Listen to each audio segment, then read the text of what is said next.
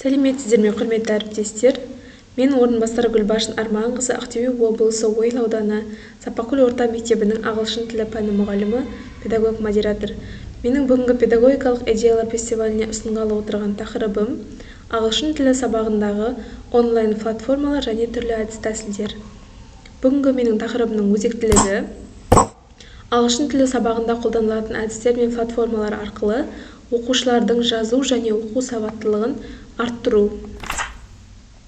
Педагогикалық идеямның бағыты шеберлік палитрасы. Идеямның мақсаты ағылшын тілі сабағында қолданылатын әдістер мен онлайн платформалар арқылы оқушылардың оқу және жазу сауаттылығын арттыру. Олай болса, мен күнделікті сабағымды қызықты өткізу үшін, әр оқушының есінде қаларлықтай қылып өткізу үшін, әр берген тапсырмамның нәтижесі болу үшін онлайн платформалар мен әдістерді қолданамын. Мен қолданатын онлайн платформа LibWorksheet және Learning Apps. Көбіне бұл платформаларды мен бастауыш сынып оқушыларына қолданамын.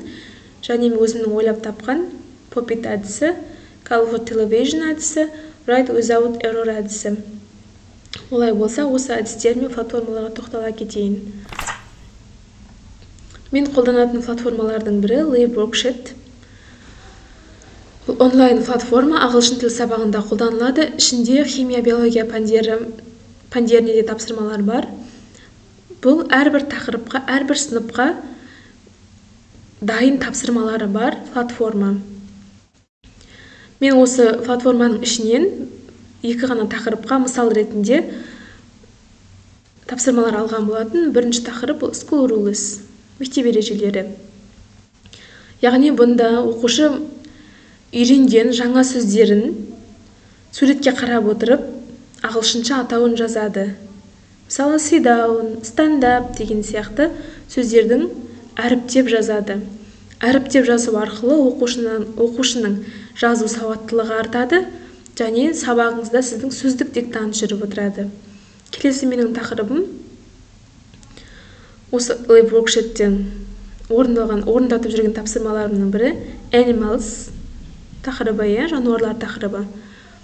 Бұнда суреттерде жануарлардың суреттері берілген, атаулары жазылмаған.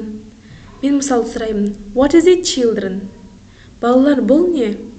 Балалар маған айтады, ол жануардың атауын. Мысалы, cat, frog, dog деген сияқты.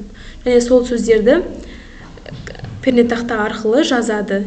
Бұл жерде оқушы жаңа сөздің жазылуын қатесі орындай алады және оның әріптеп жазылуын есіне сақтай алады. Бұл тапсырмада да сізде сөздік диктант жүріп отырады. Диктант ол әр баланың жазу дағдысын, сауаттылығын қалыптастыруға арналған жазу әдісі. Келесі менің қолданатын платформам Learning Apps платформасы. Бұл интерактивті жаттығулар жасауға арналған қызмет платформасы. Бұның ішінде көптеген пәндер бар. Және әрбір сыныпқа оқушы деңгейіне қарай бөлінген дайын тапсырмалар жиынтығы немесе өзіңіз тақырыбыңызға сай тапсырма құрастыра аласыз. Бұнда да мен өзімнің бүгінгі тақырыбыма сай оқуға және жазу дағдыларын қалыптастыруға арналған тапсырманы алған болатынмын. Яғни body parts тақырыбына видео арқылы жаңа сөзді үйренеді, қайталайды және әріптеп жазуға арналған тапсырманы алған болатынмын. Бұнда оқушы құлақ деген сөздің, қол деген сөздің ағылшынша атауларын әріптеп қатесіз жазады және әріптердің ретімен жазылуын үйренеді. Бұл тапсырмада да сізде сабағыңызда сөздік диктанты жүріп отырады. Бұл тапсырма әрине оқушының жазу сауаттылығын арттыруға арналған тапсырмалардың бірі. Келесі 2020-2021 жылдары Pop-it ойыншығы атақты болды ғой біздің елімізде. Балалар қызыға отырып жаңағы берілген клавиатураларын басу арқылы балалардың саусақ моторикасы дамиды, осы ойыншық арқылы. Осы ойыншық арқылы менде жаңа сөздерді үйреткім келді. Сондай идея пайда болды. Сондықтан да оны сабағыма алып келген болатын. Бірінші ол кезде ағылшын тілі 1-ші сыныпқа жүреді ғой, сол 1-ші сыныпқа қолдану үшін әкелген болатынмын жануарлар тақырыбына. Немесе түстерді өткенде, немесе басқаша сөздерді өткенде осы әдісті қолдануыңызға болады.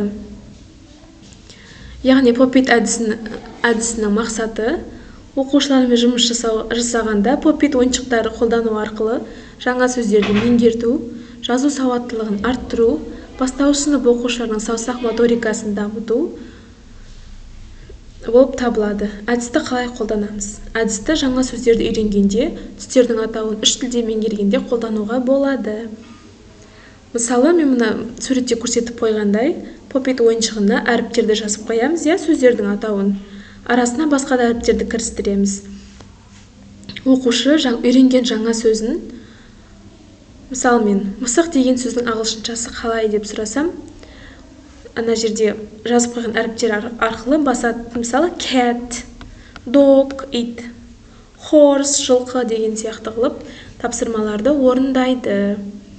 Бұнда да оқушылар әріптердің рет-ретімен қалай жазылатынын, қатесіз жазылатынын меңгереді және жазу сауаттылығы артады. Бұл әдісте де оқушыда сөздік диктанты жүргізіледі. Келесі әдіс қызыға оқытуға арналған әдісімнің бірі Colorful Television. Яғни кітаптан жаңағы берілген әрбір бөлімнің артында бізде ертегілер беріледі ғой, Twinkling немесе тағы да басқа.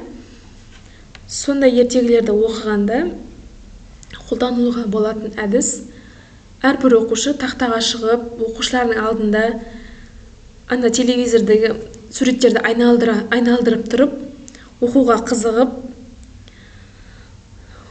тақтаға шығып ынталанып оқиды. Және осы оқу арқылы өзінің оқу сауаттылығы артады.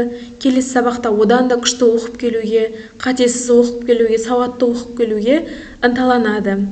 Бұл әдістің мақсаты ертегі оқиғаларды оқығанда мәтінді дауыстап оқып отырып, телевизорда ертегі барысын суреттеп көрсету. Яғни мына жерде суретте мен 2-ші сынып оқушыларына осы әдісті қолдану барысында түскен сурет болатын.